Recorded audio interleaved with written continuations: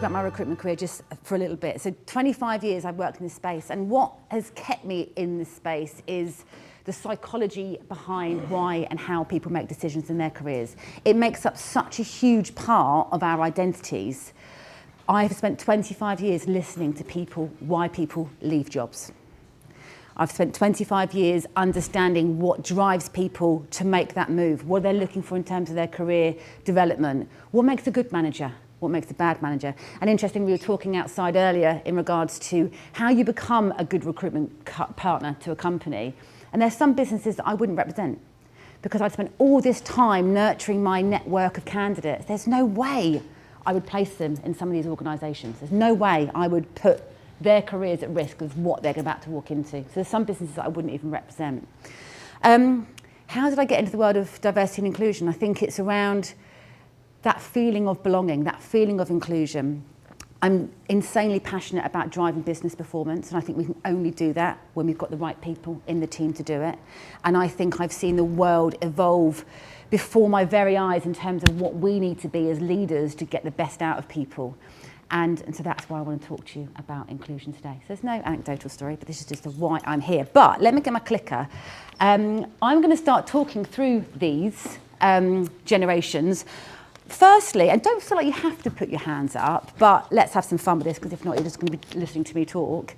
Have we got any silent generations in? We may have. We have, well, you know. But I thought it might be quite good fun to think about or start discussing about what some of the perceptions are about the different generations and the different generations that we are as individuals and the different generations that we would potentially have in our teams. But I didn't want to discount the silent generation, but, you know, if they were in the workplace, their expectations would be really clear, really defined roles. They like structure, they like hierarchy, they like to know what they're going to be coming in and doing in the workplace, and some really clear boundaries around that. It might be perceived that they are resistant to change. You know, we might experience this in our family dynamics at home. We might experience that. But what we could say is that they are really loyal. You know, they're really disciplined, they're really loyal individuals.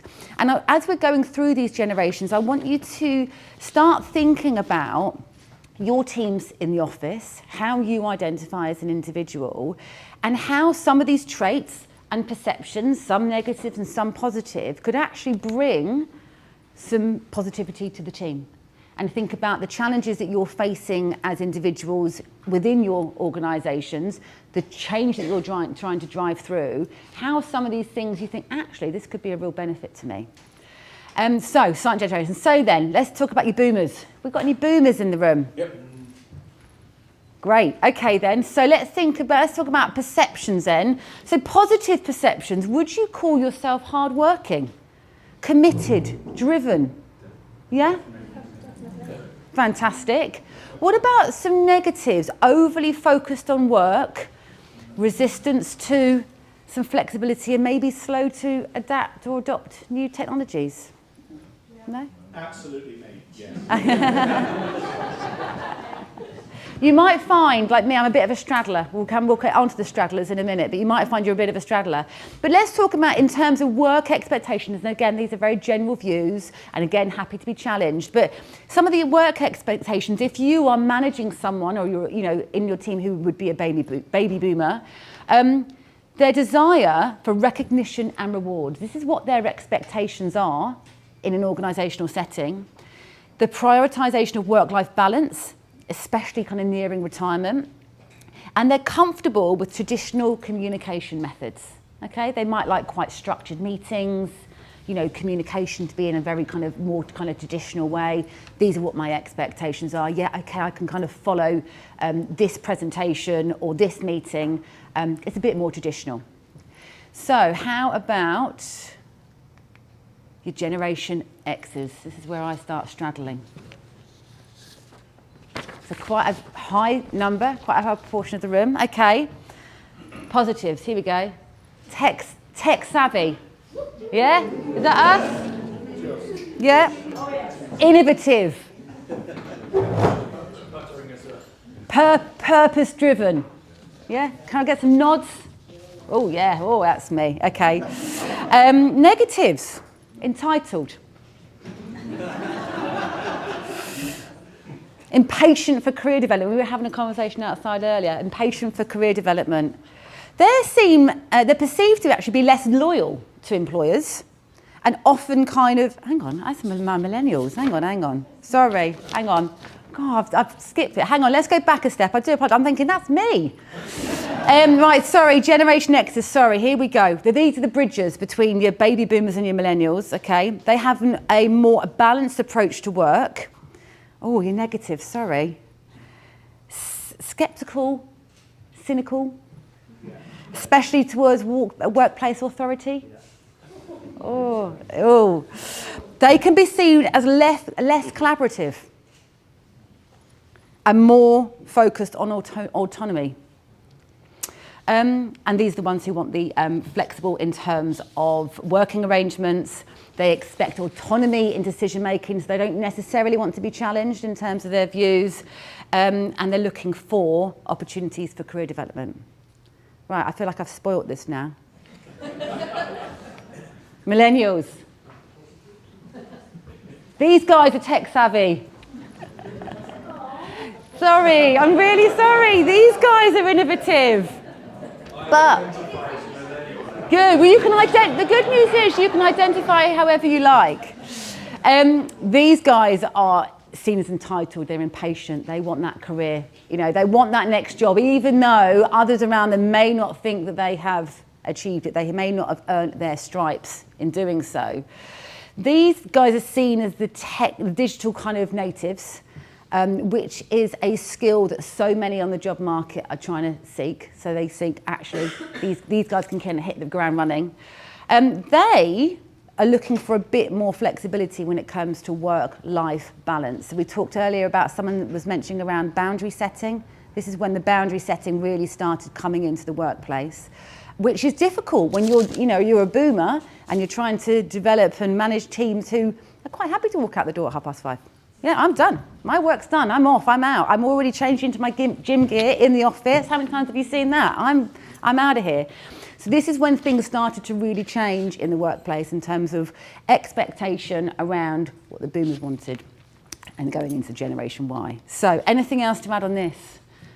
Any other Generation Ys in terms of negative or positive traits that they can bring to the workplace or work teams?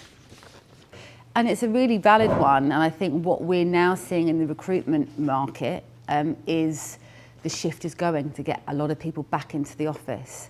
And what used to, if I look back 5-6 years ago, the reason people would or wouldn't take a job would be based on money, more often than not. And it's now not. It's around that hybrid. And it's really interesting because we see this lead and this lag, we see this push and this pull, and we've seen it and we will continue to see it in the employment industry for years and years to come. There are lots of, is it a candidate-rich market? Is it a job-rich market? We saw that, really high and low spikes throughout the pandemic. And what you tend to see is businesses push and go, actually, this is what we're doing. We're moving away from hybrid now, and there's a lot of resistance, which means a lot of people aren't changing jobs at the moment. And it'll be really interesting to see. I can't predict which way it's going to go, if businesses will win the fight. When I entered the workplace, they were my mentors. So the boomers were my mentors, and you can imagine working in a very high pressured. We call it recruitment. It's a sales role essentially, and so we earned our stripes by staying late, putting in extra hours than anyone else, networking more than anyone else. And when I was then faced with managing a team of, we haven't even got into the Z yet, managing a team of Y and Zs, I was like, but I know that what I did made me successful. So, come learn, and they weren't having any of it. And so I think it's taught me, I've learned a lot around managing successfully and unsuccessfully different generations. So, but I agree with you, my kind of value, my work ethic is here in one camp, but my social, impacts and value, and this is kind of, well, it's difficult to try and identify, isn't it? But I think this is really interesting because not only when the Gen Zs are now coming into the workplace in their drones. Mark mentioned earlier it's the biggest, population size that we have ever known, their expectations are really different. Their expectations are around purpose, around social impact, around diversity and inclusion. So if we've got a cohort of individuals who work for an organisation who are completely turned off by D&I, don't want to talk about it, find it very difficult to talk about these social impact conversations, and we've got a whole swarm of Gen Zs who we want to come and work for us because we want them, because they're tech savvy and they're enthusiastic and they want to come in and make a difference. We've got to try and find some balance to get everyone to kind of talk to each other. And I think, when we talk about the next generation that's coming in, and hopefully enough of us are going to be in business long enough to bring the alphas into the world. I don't even know what their names were, the alphas into the world. They're going to be expecting organisations who are purpose-led, who have D&I at the absolute core of what they do. We're going to talk about leadership styles later on this afternoon, but this is what I need from my leader. And if I don't get it here, I'll just go down the road and get it somewhere else. So I think we need to see this as a commercial advantage to be able to engage and develop multi-generational teams to the benefit of us as leaders, because surely we just want teams to be harmonious. I mean, I'm ruining my own presentation now because we're going to come on to this, but hang on, let me stop. We'll talk about the alphas and what they're going to be expecting, but they're going to be expecting top-end tech. They're going to be expecting to be able to come in, to slot into an organisation, be their best and be themselves at work. And if not, there's going to be huge competition for organisations from a retention perspective who are going to go and work anyone else. I think it's really interesting because I think, to the sticky middle point, there's lots of individuals who, for whatever reason, have different work ethic or different styles or different preferences. And, we could even overlay this in terms of personality types. Pippa and I were talking earlier and talking about our red energy and how we've had to dial that down over the years. But I think there are so many different mitigating things, and I think it's really important, especially when we're talking about diversity and inclusion in a more broader term, that actually we shouldn't try and categorise people. We shouldn't try to put people on boxes. And actually what we're trying to provoke and invoke through these conversations is those signs of let's listen out a little bit more. Let's try and empathise a little bit more. Let's try and meet people on their level as opposed to saying, I'm a baby boomer and this is how we do things around here. Because this is where you then start getting the conflict in terms of different generations having that conflict in the working place. So I think it's more around acknowledge, understand, question, come together than I feel fortunate that I grew up in a sales role. I think we were talking about the blue energy earlier when I started doing my MBA, and I had to really dig deep. I felt like I was going to rip my eyes, literally I would have taken my own eyes out, because I was like, this is just not who I am, sitting and learning about macroeconomics. Put me in a room full of people I don't know, 100 people I don't know, I'm fine. Sit me down. So I think we've got to, there are, the nuances in industry, upbringing, who your mentors are at work, all of these things can play such an important part to who we are as individuals. So I think you're absolutely right, the intersectionality. But what I wanted to kind of close this section off before I ask you to go back to your tables and think about is, let's start with a little bit of reflection here, thinking about our own generational identities, whether we choose to identify with them or not. Do the expectations and traits that I've kind of talked you through today ring true? Do you think, actually, no, that's not me? And also thinking about, how that makes you feel when you're put in a box and given a trait, whether that be positive or negative. How does that actually make you feel as an individual? And does it make you think, actually, that's not me? Or I think what a lot of organisations do is they start with diversity. We want to hire more diverse talent, and age is a protected characteristic. It is a diversity that we all have. Let's do this, okay? Let's hire more diverse talent in. Aren't we great? Look at our makeup, right? But what they don't start is with the equity. So in terms of equity, how can we practice equity across the whole organisation, which then leads to inclusion, which then leads to attracting and retaining diverse talent? And so going back to your point, and hopefully this answers the question, is understanding, and whether these are perception generalisations, but actually what we're now going to talk about as generation in our teams is how do we want to be communicated with? How do we want to be managed? How can we lead? How can we understand different generations to understand how we can use that as a competitive edge and use that to drive business performance? So hopefully that answered your question. 2 questions for you to discuss. How could having multi-generational teams pose a challenge in the workplace? And what does this mean for me and my business directly? Yeah, and what a lot of companies struggled with in terms of engagement and morale throughout COVID was, it's all great for us office folk, isn't it? But actually, if you've got the vast majority of your workforce that have to be on a site or have to be in an operation as opposed to in the office, then you're then creating this them and us. How do you then kind of create this kind of harmony? So I do want to talk to you about, put my D&I hat back on, about ageism. Because we can sit and talk about differences, and we can sit and talk about perception, and we can sit and talk about, traits or positives or negatives. But when we talk about age, I've talked about it being a protected characteristics. There are laws in the UK and many other places around the world that protect people from being subjected to ageism and discrimination, whether they, in a negative context around individuals' age. And I think it's something that we need to talk about. It's almost like this elephant in the room, because, and we're going to talk about a couple of examples in a minute, because it is the most prevalent, or one of the most prevalent forms of discrimination, but actually we treat it quite casually. We treat it quite casually. Actually, we don't, God, we don't want those dinosaurs working in the office, or, we want someone tech savvy, and we'll talk about different ways it kind of, it manifests in the workplace.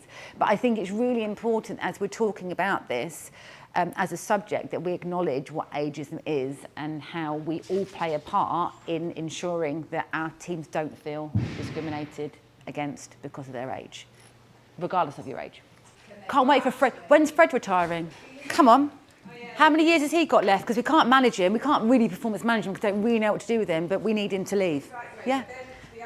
And what I've done lots of listening groups, particularly around women actually in menopause in the workplace, and the way they feel about how they're changing as individuals. And they've got these young girls who maybe don't dress the same as them. They think they feel very comfortable wearing something very different, and actually how that's made them feel. They feel excluded. They can feel excluded from social interactions.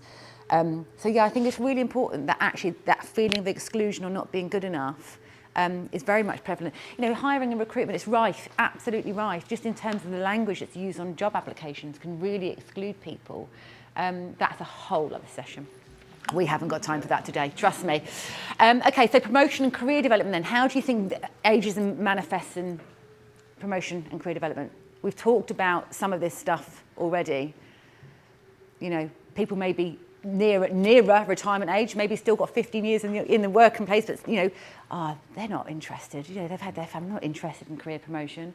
And we talked about the younger generation in terms of they haven't earned their stripes yet. They're not ready for that role, whether they've got the capabilities or not. They're not ready. They haven't earned their stripes yet. I'm conscious of time, which is why I'm now whizzing through these. Workplace culture. We talked about it being very subtle.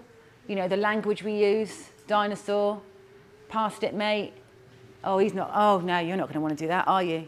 This unconscious and very conscious bias that kind of creeps in, and just language that we use in the workplace. We're really, really careful. And then the technology and adaptability piece, writing people off. Interestingly, on the younger generation, and I'm saying this categorizing again, they're seen as actually, there's a perception that they're not as skilled because they rely too heavily on technology. There's a perception that they haven't got as strong communication skills because they rely so much on technology. And I've seen that in the world of recruitment. We used to sit on the Rolodex and a phone. Not anymore. You're texting, WhatsApping, voice noting. Some of them, if they're really lucky, get a little vid from me.